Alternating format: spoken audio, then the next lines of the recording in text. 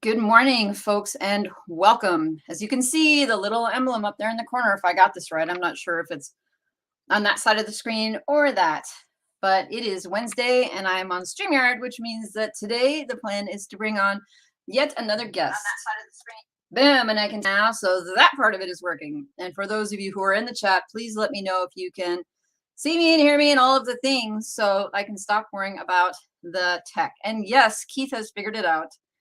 Game Guy says that we can hear, which is awesome. I will not worry about that. But as you can see, yes, I do have another guest plan for today. And you say, it's kind of strange. You haven't done guests in a long time. And I say, well, I just felt like it. I felt like it last week and I feel like it this week. And so I'm happy to bring on somebody who is in the Icarus accountability group spreadsheet and has been a regular a regular colleague, a regular participant in our Wednesday live streams, and he should look familiar because he also has a YouTube channel. Everybody, I cannot say his whole name, but it is Soren.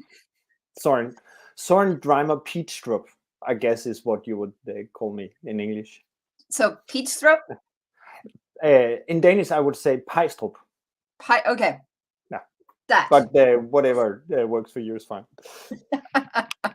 Well, welcome, and thank you so much for agreeing to be here and to put up with me. I'm checking the chat over here. I can see that folks are rolling in, which is awesome. I wanted to say hi to Jay-Z for getting here first. John, good morning or good evening. What is for tea? There is Pete and Keith and Sarah, Adrian and Zach. What's going on? Harold, what is up? And Sabina and Robin and friends. That's awesome. So, Soren, some folks. Keith is in the chat as well, I can see, so he can tell me if this is going to hurt me or not. How do you mean as far as hurt? Like, will you be like sweating and like bleeding at the end? Yeah, both of them maybe. I don't know. So your shirt says, "What doesn't kill you gives you XP." I don't know what that means. Experience points. Okay, you know, sometimes you just have to explain things to me. That's all. You're not doing role playing. Got it. All right. So Soren, I was actually what? wondering if I should. Sorry, I should wear this one instead, but that one wouldn't have. This is the dice. The dice is from Dungeons and Dragons. No, sorry. Yeah. Well, anyways, sorry, Keith I was that his heart is still pounding from last week, by the way. Okay. All right. So tell us a bit about yourself, Soren. Let's get that part done. Yeah. I'm a single dad of two very fun boys, and I'm a vet. I work in a small animal clinic with cats and dogs only, and the occasional rabbit and guinea pig. And then I'm a blogger, half-time blogger, and have been since 2009. 2009. So before some of the current audience that we have was born, basically. Yeah, well, maybe, yeah, I guess so, yeah. So I've done a lot of interviews, and I have asked many people to just introduce themselves, right? Like I say, tell me about yourself rather than saying, you know, what's your business? Because usually I'm kind of curious to hear what comes out first. What comes to mind first when somebody says, you know, tell me about yourself. So you mentioned that you were a single dad, 2 children, 2 boys, and then you talked about being a vet, and then you talked about your blogging business. I wondered, is that indicative of the importance of these items in your life? Because a lot of times I say, you know, tell me about yourself. And the first thing that comes out is, this is my business, right? And then it goes to something. And then they're like, oh yeah, and I am, you know, I have this other thing. Like, are your kids the most important thing to you, do you think? Yeah, definitely. But maybe if you're doing business interviews with other bloggers, the blogging thing might seem the most important to the audience. But of course, to me, my kids are the most important, 2 boys there. And that is that plays into all the rest of it, of course, because when I'm doing blogging, cannot fail because I have to pay for this house and I pay for food and soccer training and everything else, and it's all dependent on me. So I have to make it work, right? So that plays into my decisions about how risk averse I want to be, or how risky backlinking profiles I can do. So it ties into every small decision I have to make. And also being a vet and choosing not to be that full time is also important to me, because I want to be home. And if I'm not home, the two boys are here alone, if they're not with friends. So aside from me just personally wanting to be with them, it's also necessary, I think. Mm-hmm. So that is, of course, my kids are the most important thing, but the more serious part is that it actually plays into everything else. Yeah, I'm totally the same. Like, and I was actually, as you were talking, I was looking back at, because I have nothing to do but look at your face and then look at the things back behind you. And sometimes you go on, online with people who want to talk about their business, and behind them, because everybody knows that the setup behind them is what people see in the video. And so they stack their awards back there. They've got, this super this and like this super this over there, and what you've got back there are some books, and you've got pictures of your kids, and then some little trinkets and toys. And but don't get me wrong, this is very intentional. Oh, and, yes. Yeah. And I just the other day I bought these purple lights, so now I have the correct YouTube colors on my. Maybe you can't see them if I have. Yes. So I want my YouTube channel to look like everybody else's, right? So I need blue and purple light back here. So basically what I need you to do is come over here and do some setup for me, because this is my studio back here. You can see how much effort I have put into it. I usually just throw everything that's over here and shovel it that way. And then anyway, let's talk about the thing that most of the people might be interested in. We could sit here. Yeah. We've never spoken before, by the way, before today. So we're still getting to know each other. Soren. Yes. Where and when did you make your first dollar online? 2010, I guess, with AdSense. So I started a Danish website for dog and cat owners back in 2009. And I sort of more like a hobby at that time. So, and I put AdSense on there in 2010. And it made me, I think I got around $100 every quarter out of that. And it just was sort of plateaued there for the longest time. So I was actually, a long time, I was just giving up on making a decent income online. And it's only in the recent years I've been working hard to actually make a proper income from my blogging efforts. Well, the reason when you said AdSense and I just didn't go on is because as I understand it, I should say, it used to be that you could do a lot more with the AdSense code now than you could do now. So people were putting the AdSense code in like emails, and they were putting it on social media. And you could also be talking about YouTube AdSense, and there was other ways that you could earn with, or even with apps and things now. So when people say, oh, it was AdSense, it's not necessarily sure. We cannot assume that it was necessarily with websites, because it was kind of the Wild West back in the day. You would also, at that time, we also had to make our own testing. So you could not just put like you do with a SEO, you can put a placeholder in. You had to put the actual code for the ad that you wanted to show on a specific place. You needed to place that in the code. And if you want to change something, you would have to go in and physically move the code to a different place on the page. So testing was difficult. So you made your first dollar in 2010, and you said also that you didn't really start making strides to making more significant income until recently. And what, in your opinion, held you back? Ooh, that was a good question. Why didn't you do it 10 years ago? I felt bad taking people's money. Mm. If I have to be completely honest, I couldn't, even though it was ads and um, how do I phrase that? Selling stuff to people, showing them ads was somehow felt wrong for some reason. Like So I scam, did like you were all. taking advantage of them somehow.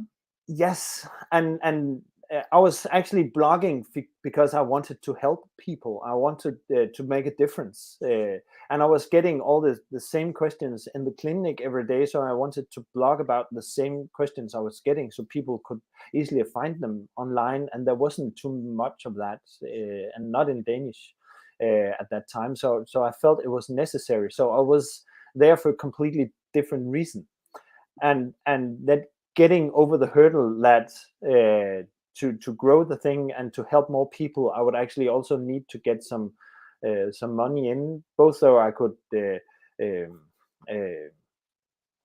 what's the correct English word? So it was okay for my family to see that I was using time on it, and also so I could be fair to myself that I could actually get something from it.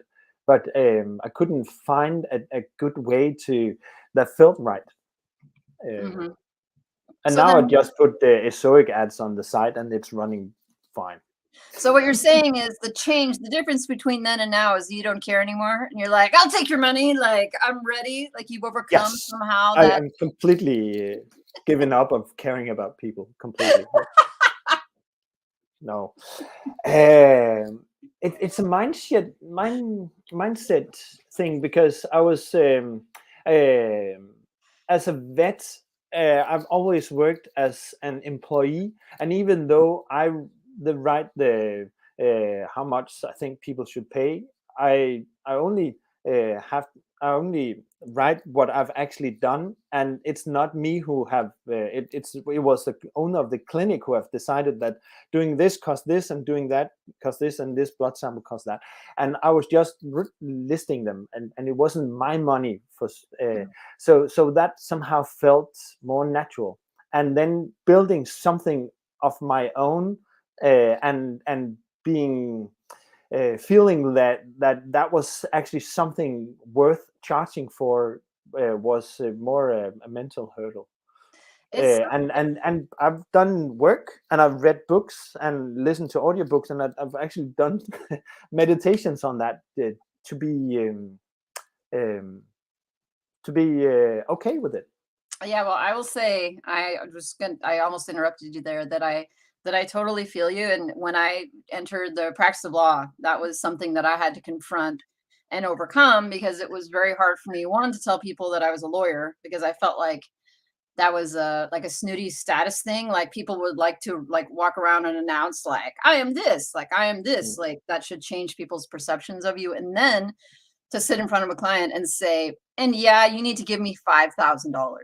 Because at the time I didn't really feel that I was worth that, or a mm, fraction of that. And so it was really hard to say, you need to give me that, and believe that they needed to give you that, and believe that their time was worth something. And it's not something that I've overcome, to be honest. Like I'm old now, and I have a lot of gray hair that you can't see up here, and I still struggle with that. I have So a gray spot there as well. So where is it? There again. You can. I was looking at the demographics for this channel, and most of the people who follow me, just in general, are between the ages of 30 and 50. So people who are headed to the gray-haired space. So I totally get it. So your site, But you right? also, sorry, Emilia, but you also talked about in one of your videos, or maybe one of your lives, that when you were doing work, you had to run fast all the time because you were paid in correspondence to how much you were actually doing. So that, in a sense, was your work correlates directly to what you were getting paid, more Yeah. than I was paid by the hour. So if I was paid the same, whether I was doing anything or not. Mm. Yeah, no, I was definitely, if I was not working, I was not earning. So I was definitely motivated to get stuff done. I was. I want to jump over to the chat really quick and say, hey, I see somebody new who's in the chat I've not seen before. There's Upcycle Quilt Artist. Welcome.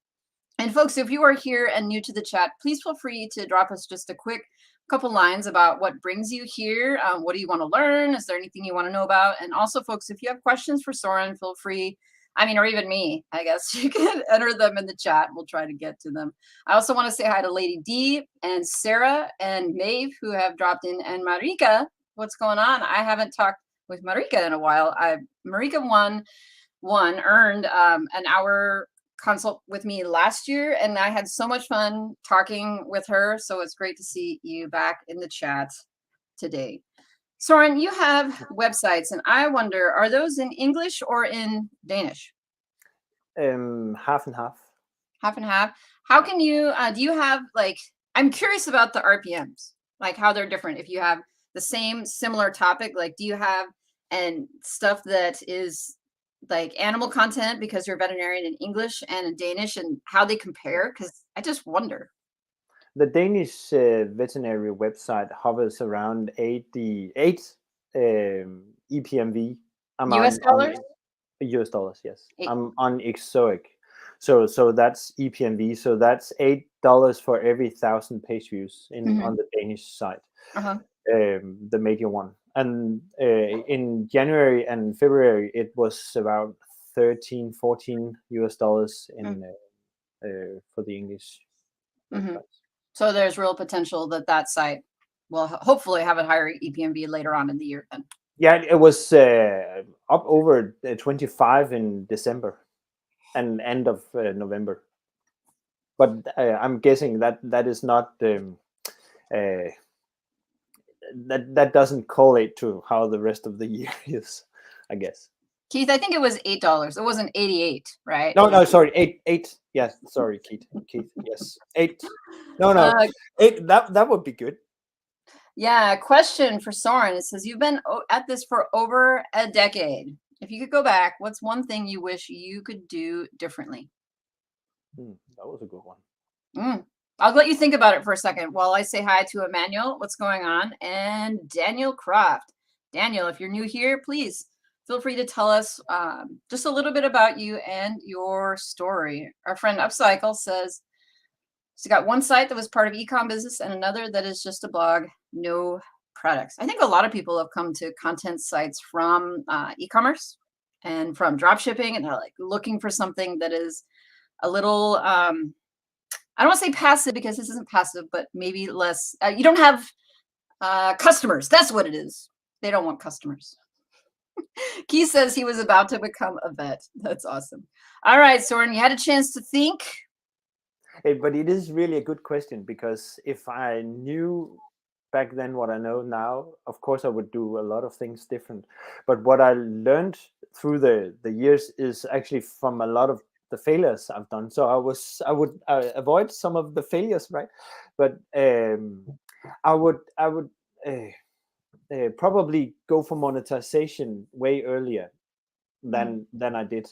I would have tried to overcome that mental hurdle of not monetizing my stuff early enough. So, and I was blogging for many years without thinking it was a real business. Even though I was making money, a little bit of money from it, I didn't see it as a real business.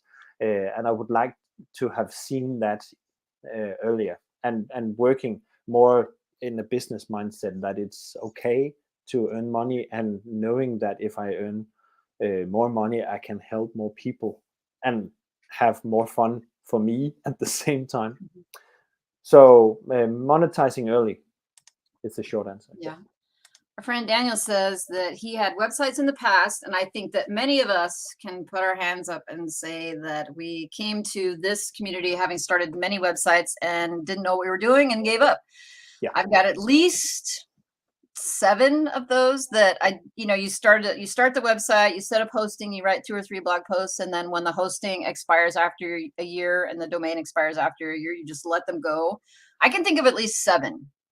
How many of those do you think you have, Soren, that you started and then just let them go? 20. 20.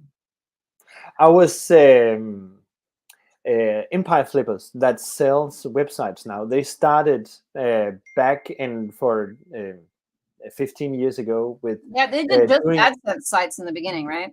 Yes, and that was when you would get an exact match domain, and you would put something, an article on the front page, and then do 3 or 4 supporting articles with 400 words each, with Yep. one link pointing to the front page, and you Yep. would rank that website and put Yes. AdSense on it, and they were making millions. And they were interviewed on the Pat Flynn podcast. I was listening to that, and then I went back through the archives and listened to everything from the beginning. The thing I just forgot there was that was about 3 years old at the time, and there was a delay for me around a year before I actually started it. So I was starting with a strategy that was 5 years old at the time. And of course that didn't work. So I bought 12 domains, and I bought like 12 times 4 articles, and had them written from Fiverr or whatever it was. And then none of those websites did anything, of course. Yeah, that's So the I hard don't. part. Keith Yeah. says, I think Empire Flippers used to be called AdSense Flippers, which I Yes, did they not did. know that. Yeah. But that is the thing, though, about getting your information on YouTube or even in courses. You don't necessarily know how old the technique is or if it is still working when you're first getting started. It's like a minefield, right? Like somebody who's brand new, just trying to find their way along without any sort of guidance as far as a mentor or community. And you're like, I don't know, this was a really good webinar and I really want to have what they have. And so I can I see. think actually one of the things I've realized recently is that um, what gives me some of my success is the 80% I'm not doing. Mm. And you, of course, when you're new, you have to try a bunch of stuff to know what works for you and your audience, and you have to be willing to test and fail and everything. And now I've failed so many times, and there's a lot of things I don't do anymore. I don't run Facebook ads. I don't do AdSense sites, and spending my time on more relevant stuff is that could be a quote you could put on Instagram, right? But it doesn't really mean anything because you don't know what that is until you've done a bunch of stuff that didn't Right. work. What's a relevant thing? You said I just focus on the relevant stuff. Okay, well, what's the 20% versus you said a couple of the things that fall into the 80%, like Facebook ads and these like simple AdSense sites that don't work. But what is in the 20% then? What do you focus on? What counts as relevant? Sit down and type on the stupid keyboard. Yes. I'm so sorry. Oh my! I've spent so many hours listening to podcasts and reading and audiobooks and doing keyword research. That has been a time suck. Oh my god! And it's fun. It's really fun, and I that is love what keyword research. I will just say it, like it's like a treasure hunt. If I could do nothing but that and like finding the best keywords, I would be the richest person there ever was. That I love that. And so I'm looking down because my computer is here, and I have like 20 spreadsheets in there with 700 ideas and really good ideas in there. And it took me like a complete summer vacation to find all of those. But when on earth is I'm going to write 20 times 700 articles, and nothing of that is earning me money. So just go find 10 good keywords and write the damn articles. Yeah, it's true though. You said what you said. It says none of that stuff is earning me money, right? So it might feel like you're working on your business by listening to podcasts and all these things, but those things at some point have to translate into something that earns money. And Yes. so you feel like you're on task, right? I'm listening to this particular podcast, but if that's all I do, like I'm not getting anywhere. But It looks it like seems I've been following your live streams and watching all of your videos, and from my perspective, it seems like you are doing that. You seem like you come across like a person that is able to sit down, ass to chair, and just type away and get everything done. it's working. It's the smoke screen is working. No, I do. That's one thing I think I do better. I don't think I do SEO that well. I don't think I do social media that well. I don't do YouTube that well. But one thing I can do is hit that publish button. Like find a way to hit the publish button. That is one thing that I managed to do fairly well. But And how do you do that on days that everything is You know, dark and gray. it's like, it's not something that you could just do. Like, let's say, like, if it was just me, and let's say that I had been on vacation in the Bahamas for the last 30 days, and then I just came home on a Monday and was like, okay, I need to get to work. Like, it's not as simple as just saying, okay, today's the day I'm going to flex this work muscle. For me, routine is something that is a muscle that has to be trained, and it has to become like muscle memory, right? So my ability to sit down and work at the computer is something that I have to flex that all the time, because if I get out of the habit of writing content, then it is really hard for me to sit down and do it. So, like, for example, in the last 12 months, I have been doing tons of outsourcing. So my routine now is to do keyword research, order content, review content, edit it, publish it. This does not require any effort whatsoever. If I know that it's Saturday night and I need to look at 10 articles, it's really easy to come and sit here, even after I'm tired, because I just know it has to be done. But if I had to come and sit down and write a 2,000 word article, I guarantee you that I would be looking at YouTube and listening for things and being distracted. And it would take me hours to do, because it's not that I'm not motivated, not that I'm not capable. I've certainly written hundreds by now of blog posts, but because that's a muscle that I don't flex very often, it is really difficult to do. So what I usually tell people who are having a really hard time writing content, like getting to the computer to write content, I asked them, I was like, what's your routine? Can you commit to suffering for 7 days straight, or 30 days straight, or 10 days straight, where you just write every single day, even if it's annoying, right? Even if it means staying up late or finding a babysitter or something to flex that muscle for 7 days or 10 days or 30 days. And I don't want to say guarantee, because anytime I say guarantee, I'm wrong. But I do strongly feel, and I've seen this many times, if somebody is just willing to sit down and flex the muscle for 7 days, then on the 8th day, they would have a much easier time to sit down and do the work than they did on day 0 or day 1, because that muscle has been flexed. And it would be harder, I think, to say, okay, I've been writing content for 7 days. Now I need to switch gears and do graphic design, right? Yeah. You might have the muscle of sitting down to do work flexed, but the graphic design might not come as easy as sitting down to write a blog post. So for me, I have actually been really struggling to write content in the last like 2 months. I've been really wanting to, probably this year. I said, I swore up and down I was going to write all the content for my Otis.global case study series, the Project Icarus, right? I was going to write all the content for the first 4 months and then start outsourcing. I got through 19 articles and then just totally went, like, blew up on it. And it was just, it's not that I'm not capable, not that I don't want to. I desperately want to, need to, but it's not in my routine, and I have not committed like a certain amount of time to flex that muscle to make it part of my routine. But the commitment is one thing, and I have also more realistic lists and spreadsheets. But right now I'm jazzed up and I'm well caffeinated. I can write a list of 10 articles I want to write, and then in an hour, when the dishwasher is emptied out and I sit and the kids are tucked into bed, then the energy is just poof, gone, and I can and even though I know exactly what to write, it's not happening. So intention is one thing. Actually, having the energy at the right time seems to be a struggle to me anyway. Well, I will say something that might be uncomfortable for you to hear, and maybe other people in the chat will not will beat me up for this, but I don't think you're desperate enough. I don't think you need it enough or want it enough.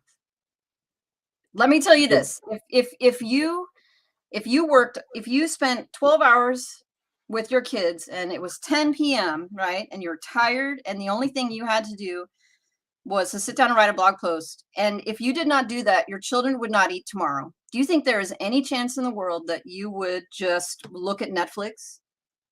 No. You would be there Of like, course. Yes, of course.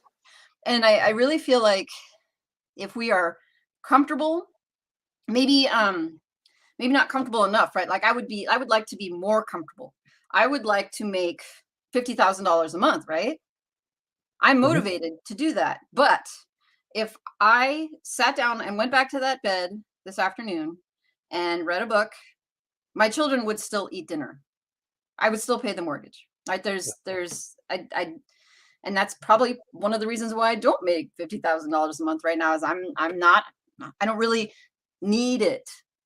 I just want it. I don't need it. I'm not uncomfortable enough. And so I think sometimes for me, this accountability lever, like the live stream here, Yeah. my accountability group, it's to create some discomfort to draw me to, I like artificially created discomfort. Like if I tell people that I'm going to make this X thing my goal and I don't do it, then I'm uncomfortable. It Mhm. motivates me. I've artificially set up a situation that creates that for me. But if you guys weren't here, if you ladies weren't here, if I probably wouldn't do it. I'm too comfortable. But that's all that is both an intrinsic and motivator from inside, but it's also an extrinsic and an Sure, it's external external, yeah. motivation, external as well. But I think also you would need something that is just internal for just for you. Yeah, so you could say that maybe this you'd say that part of this is something that is innate to me and that it maybe not be a characteristic of some other person, so they couldn't necessarily replicate me because they are not me, right? They don't have that thing that I have. Is that what you're saying? Yeah, I guess sort of. Just to be completely clear, I completely agree with you. If I'm not desperate enough, and we are not going to be kicked out of this house anytime soon. So you're completely right on that. But there's more to it than that, I guess. I I think would say. that like everybody's a little different. For me, what drove me in the beginning was I was single mom and not planning to be a single mom and having to choose between going back to work as a lawyer and putting my kids in daycare or making this work. And like for me this year, this is a really big year for me, the 2022, because my daughter, my last one, is going to be entering school in the fall. And Mhm. I will have to make a choice. Do I go back to work? I still have my license to practice. I will be free to go back to work. Or do I make enough to stay at home and keep doing this? In my personal opinion. And for me, I feel this, I like this lifestyle. I like on a Wednesday getting here to sit here to talk to you and talk to the people in the chat. And so I have maybe created an artificial situation. I feel desperate to make this work at the level that I wanted to and that I needed to. Could somebody who is not me create a situation for themselves? Like I don't, I personally think that anybody can make it, set it, like can make it happen for themselves. But maybe I'm playing into the argument that that's just part of me, and maybe I can't have it both ways. I don't know. I- Maybe I have both worlds, right? Mhm. So I really like being a vet, and that is also giving me a pillow, sort of to because I could always ask my boss if he wanted to give me more hours, and he probably could. So if everything was starting to, the platform was starting to burn out, there is a safety net for me. Mhm. So of course that takes some of the desperation away.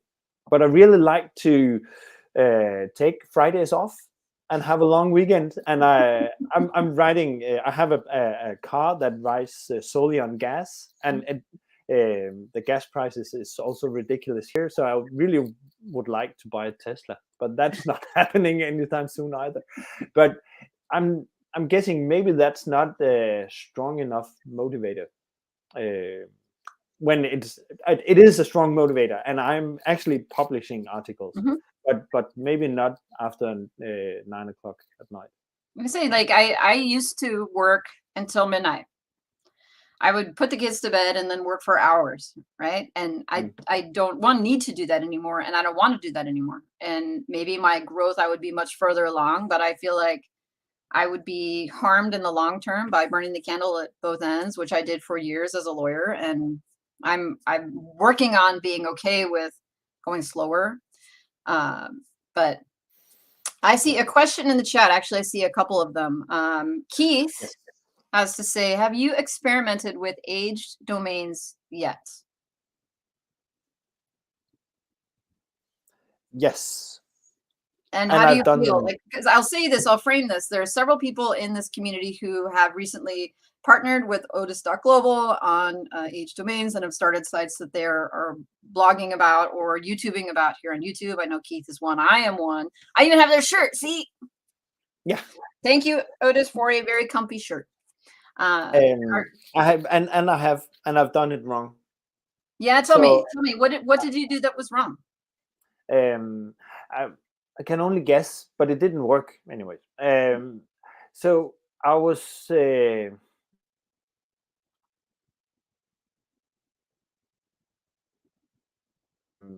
the content that was originally on the site was sort of all over the place. So there wasn't a common thread that I could tap into and keep working on. So Carl Broadband is posting videos on his channel on how his flower site or whatever organic gardening thingy is growing like madness, like weeds maybe. And it's Like a weed is gardening. That was a good sorry, pun. couldn't. Yeah, sorry. I haven't prepared any dad jokes. Really, I just remember now. I have to think of some. It's all right. Um, It's all right. Let's so stay on the so age I domain. think what he's doing right is staying in the lane that the site has already authority on. Mm. And the one I bought in the beginning didn't have a clear direction, so I could tap into. So I was just trying a bunch of stuff and didn't really make anything stick. So it really never went anywhere. I posted 80 articles. Some of them wasn't very good, but I posted 80 articles to it, and it never got like more than 50 page views a month. So that was a failure. And the other one is more streamlined, but I'm not sure why that didn't work. It was an e-commerce website before, and I wanted to shift it into a blog, so maybe that could be a thing. I'm not completely sure, but I was actually writing, or I am writing articles in the same area. But it so far it hasn't moved anywhere, and I have that site for 3 years now. How many articles do you have on it? 40, 50, I would say. Do you think you have enough content on either of those sites? Really? Maybe not. So that's another thing. The motivation is is running out, and I get shiny object syndrome to something else. Do you really think you have enough content though on both of those domains to really decide that you have done it wrong or failed? I mean, these days it seems like most of the success. I mean, rarely do we see a site that is doing really well in anything with 40 articles. But isn't that one of the good thing about an H domain, that it has some built-in authority, so you could rank sooner with less content? I think that's the idea, but still, we're looking at a world where Google seems to reward sites that go deeper on a topic. I mean, you say, okay, well, the purpose of the domain was to overcome this, right? I don't need to do all the work that I would have done on a fresh domain because I have an age domain. So I should be able to just, it's like a shortcut, but it still, you say, okay, well, I won't really necessarily know what it would look like because the gates haven't opened yet. Like there's some talks about there being like a shorter sandbox period, and even like what is the time that you would have to wait. You say, okay, I expect, because it's an age domain, that I'll put the article on there the day I register the domain, the day I put hosting on, and that day it should do its thing. But it still seems like there's this critical mass point that has to be reached even with an aged domain. But it's a very valid point. So and I can't counter that with anything. I think, but I have 6 the websites I'm working on currently, and 2 of them are working very well. And one of them is the Icarus project I'm in the spreadsheet with as well, and I'm posting on videos about on my channel.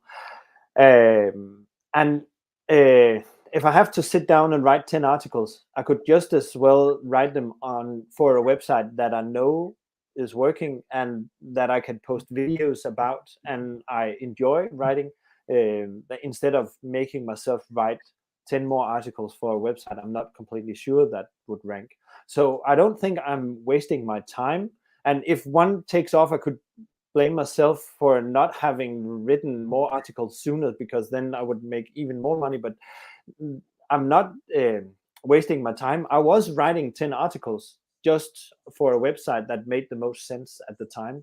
So that has been my decision, thought process for not putting more effort into them.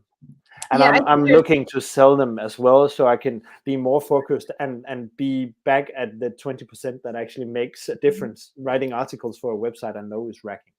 No, I was just going to say, I really do think there's a lot to be said for putting in time and effort into the thing that is working, right? Like people like to, I mean, I'm one of them, like continuing to plant seeds because they hope that all of these things will grow, and that's great. But at some point, if you want to actually make like a living wage at this, you want to make your monetary goals, you have to find something, it seems, and really get in after that. And I'm still coming to terms with that. I don't think I have quite fully come to terms with that. I think 2022 is the year where I'm working on that, and I'm like clawing at no, but I still need to work on these other things and I can't give them up. I just can't. I tried to put my fight side on the shelf earlier in the year. I couldn't do it. No, yeah, I've noticed that instead of actually, you talked about that in like 3 or 4 consecutive videos, and then suddenly you were making plans on posting Not 40 only more. that, I revived another site that's been in the garage. Oh yeah, you did that as well. So how is actually the H domain project going for you? Are you out of the sandbox yet? I don't know that I'm out of the sandbox, but the traffic is doubling month on month. I think I looked at it the last 30 days, and I think the last 30 on that site has what, 700 or 800 page views in the month. So I think it's going. I think that with some time and effort, it will. I'm actually looking right now because I'm like, what do the last 30 days look like? Yeah, the last 30 days is 716 page views, and I think the month before was 362. So, and that's with not all the content necessarily indexed, and I'm just not sweating the indexing at this point. So I think it's on its way, and it's a good time to start putting time and effort into it. But I've started doing all this other stuff, which is my problem every single time. Going to the chat really quick, and There is some comments. I know I was looking at some comments that were kind. There's Sabina. We were talking about mindset.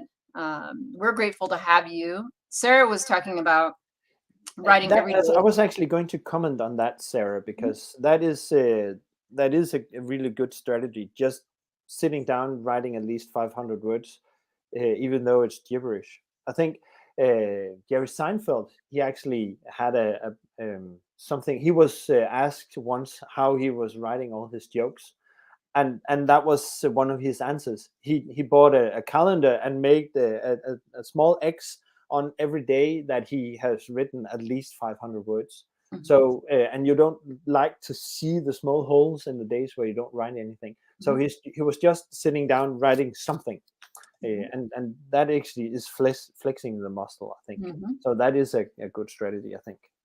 Sabina says that she's real desperate this season, and I feel like that could be a positive thing if we choose to look at it that way. And because I know a little bit about what you've accomplished this month already, Sabina, I'm very proud of what you are doing with it.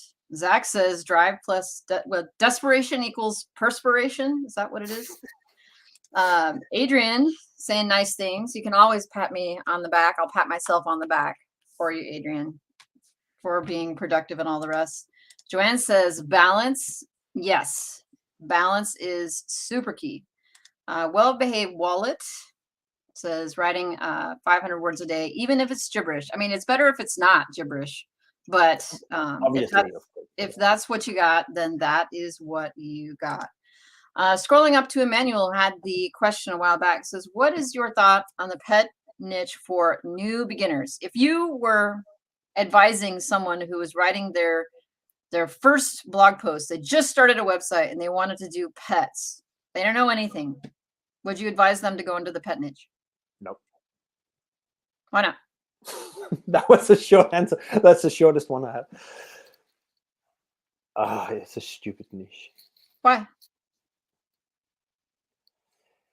You would have to find a new angle, something that hasn't been written before. So you're saying that it is a red ocean? Just as a general pet niche is a red ocean, yes. Mm-hmm. And when we I would say say. red ocean, we mean that it's very, very crowded. Blue ocean is thought to be not very crowded, wide open. A red ocean is thought It's to the be one that with all the sharks that have eaten, right? So it's full of the blood from dead bloggers. Mm-hmm. So the red ocean. So it's very crowded. And so somebody who didn't necessarily have much in the way of keyword research skills, like you said, oh, they would have to find specific keywords that. I have to be more fair, of course, because one of the many spreadsheets I have is one about birds, and there's not too much content around specific birds. Mm. So cockatiels and what is the other one with the small parrot stuff? I forget the English word for it, but That's okay. That we'll just call it the bird with the big thing. yes, that's the technical name it's for it. It's a small. It's another small parrot, and gerbils is a thing. And I have done research on cats and cat anxiety, and there is there's good traffic, it seems, in those areas. Maybe also it's because I'm a vet, and some of the sites I've seen seem to be very generic content, and the site I'm participating in Icarus is also a pet website. So it's I'm not saying no just because I don't want any more competition, but I see too much not decent, good enough content. And then you have a website just on beagles, and why will my beagle not eat, and why will my German Shepherd not eat, and why will my Canton de Tuileries not eat? And then it's the same articles written with the different breeds on it. So I'm a bit tired of seeing the same stuff just reposted. But if you can add something unique to it, if you could do some more original research, or actually reading some research papers, and actually adding some real value to it, of course you could go that way. But as a new blogger, I would maybe go for a less competitive niche, so you can make more failures and still see some success. Or if So you were wouldn't. a brand new blogger going into the pet niche, then what you would need to do is plan to work on the site maybe for longer before you expect to see some return. So plan to make those mistakes and just be okay with not making the big bucks at the end of 12 months. Like say, okay, I really want to do a pet site. I'm going to lock in and work on this pretty solid for 24 to 36 months before I decide that this was a fail or a win. And if that would have been me, I would have given up before I've seen any real success. And I think you would also need to spend more time on each article to beat the competition. But that goes for health or basically any YMYL stuff, and maybe also your legal sites, right? Mm-hmm. So you have, and I noticed, I know, and I've talked about it in this live stream before, but you have a YouTube channel where you are talking about sites, and for folks that want to follow Soren, the link to his channel is in the description. What are you doing on YouTube? Having fun, actually. It's really fun. And I really, I've I've been on YouTube since I started the pet website back in 2009, and I've done videos in Danish on for pet owners on another channel, obviously. So I've been on YouTube for a long time, but I've been wanting to start something in English that actually had some real value, but I didn't want to just say the same thing about keyword research that everyone else was saying, and I didn't really know if that was actually true or not. I could just say the same thing as everybody else. Mhm. So I was looking for something of real value, I guess, where I could where I feel I can add something. You can be the judge of that if I'm actually adding anything, but I feel that after following you for a while and participating in these live streams and then starting the Icarus project, doing case study videos on the Icarus project seemed like a good place to start without any real expectations on getting to 1,000 subscribers within 3 months or making a lot of money, just for having fun and being a part of the community, and that is basically it. And then some new ideas sprung out of that, and I was looking at one of my sites, looking at, I've been using the KGR research method for some time, and I was looking back on how well that was going, and then and doing calculations. So maybe that could be a good video, and then it's actually performed pretty well as well. And it's fun to have something out there. Yeah. And one thing I was just looking earlier, and there's an app, a Creator Studio app for YouTube. You Mhm. probably have that one as well, or maybe you deleted that one in November. You don't have, but you cannot look at stats. But just recently, I have 1,000 views on just 1,026, I guess. I think it was over the last month, and I started in January. So having 1,000 page views on a brand new site that you started in January will almost never happen. But I have 1,000 video views now on my channel, so that is actually growing Mhm. way faster than blogging, and that is also fun. That is funny. It gives you that dopamine rush, right? Like Yeah. success. I'm winning at something. And I'm a big sucker for dopamine. I need it all Yeah. the time. Yeah. So my question, I have a selfish question, is how did you find me? I don't remember. I made such a good impression. Question Um, number I four. you were probably recommended to me. I watched. I went back and watched everything that Income School have made, and then I watched all the recent Carl Broadband videos, and then I watched all Morten Storgard's videos, and somewhere in there you came up, I guess. Okay.